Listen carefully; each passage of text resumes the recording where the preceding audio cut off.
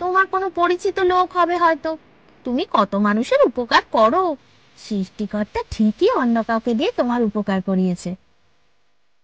ঘটনাটিকে তেমন গুরুত্ব না দিয়ে সেদিন ঘুমিয়ে গেলাম।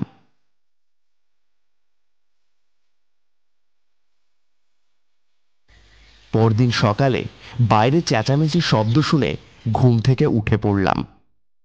বাইরে এত আওয়াজ কিসের, দেখি তো গিয়ে।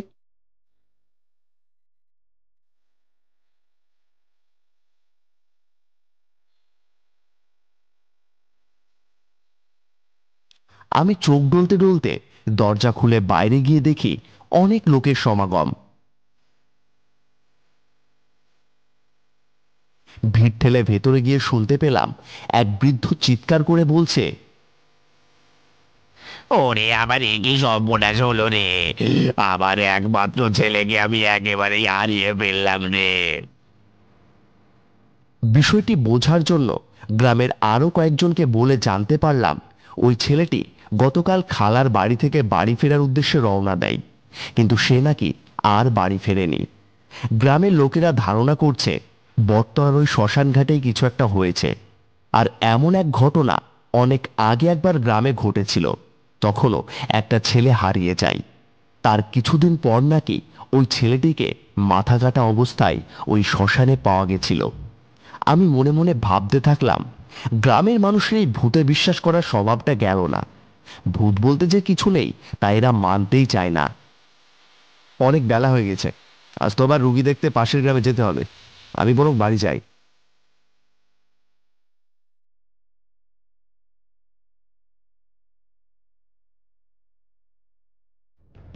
বাড়িতে এসে ব্যাগপত্র গুছিয়ে পাশের গ্রামের উদ্দেশ্যে রওনা দিলাম। রুগী দেখে আসতে আসতে প্রায় সন্ধে হয়ে গেল। মনে মনে ভাবতে থাকলাম, এই পথকে আর হেঁটে হেঁটে যাওয়া যায়, একটা গাড়ি পেলে মন্দ হয় না। ঠিক তখনই আমার মনে পড়ল এই অজপাড়া গায়ে রাস্তাঘাটই তো নেই। বাঁশঝাড় ফসলের মাঠ আর শ্মশানের ভেতর দিয়ে যেতে হয়, আর গাড়ি তো সেখানে বিলাসিতা মাত্র। হাঁটতে হাঁটতে চারিদিকে অন্ধকার হয়ে এলো।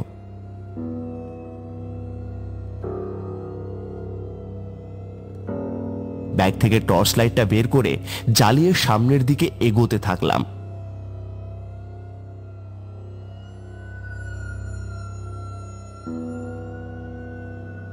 হঠাৎ করে রাস্তার মাঝখানে একটা লোক, সে আমার উদ্দেশ্যে বলতে থাকলো, সাবধানে যাবেন বাবু, এ পথটা ভালো না। আমি গলাটা চিনতে পেরে বললাম, আরে তুমি কালকের লোকটা না যে আমাকে টর্চ লাইটটা দিয়েছিল? লোকটি আর কোনো কথা না বলে সামনের দিকে এগোতে থাকলো। লোকটিকে ডাকতে ডাকতে আমি পেছন পেছন যেতে থাকলাম, কিন্তু খানিকটা যাওয়ার পর লোকটা অন্ধকারে মিশে গেল। আরে এই যা, কোথায় গেল লোকটি? কালকে আমার কত বড় উপকার করলো, ভাবলাম দেখা হলে টর্চ লাইটটা ফিরিয়ে দেবো আর কিছু টাকা বকশিশ দেবো, গরিব লোকটার উপকার হবে। কিন্তু শেষ পর্যন্ত লোকটা আমার কোনো কথাই শুনলো না। ভাবতে ভাবতে বটতলার শ্মশানের কাছে চলে আসলাম। শ্মশানের কাছে আসতেই কেমন জানি গা ভারী হতে থাকলো। আজকে কেমন জানি একটা ভয় ভয় করতে থাকলো।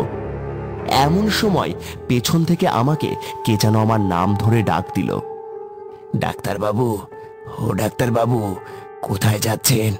আমায় নিয়ে যান, একা একা বড্ড ভয় লাগছে আমার। গলাটা কেমন জানি চেনা চেনা লাগছে। আরে হ্যাঁ, এটা তো আমাদের হরির গলা। আজকে সকালে তো ওর বাবা মা কান্না করছিল ও খালার বাড়ি থেকে বাড়ি ফেরেনি বলে। আমি জোরে হাঁক দিয়ে বললাম, আরে তুই হরি না? এত রাতে এখানে কি করছিস? ওদিকে তোর বাবা মা তোকে খুঁজে মরছে, চল আমার সাথে বাড়ি চল।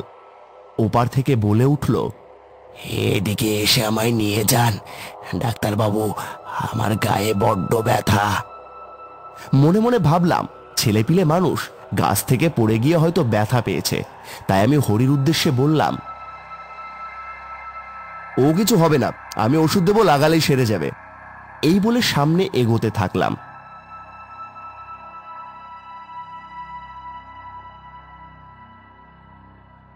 একেবারে বটগাছটার কাছে গিয়ে খুঁজতে থাকলাম।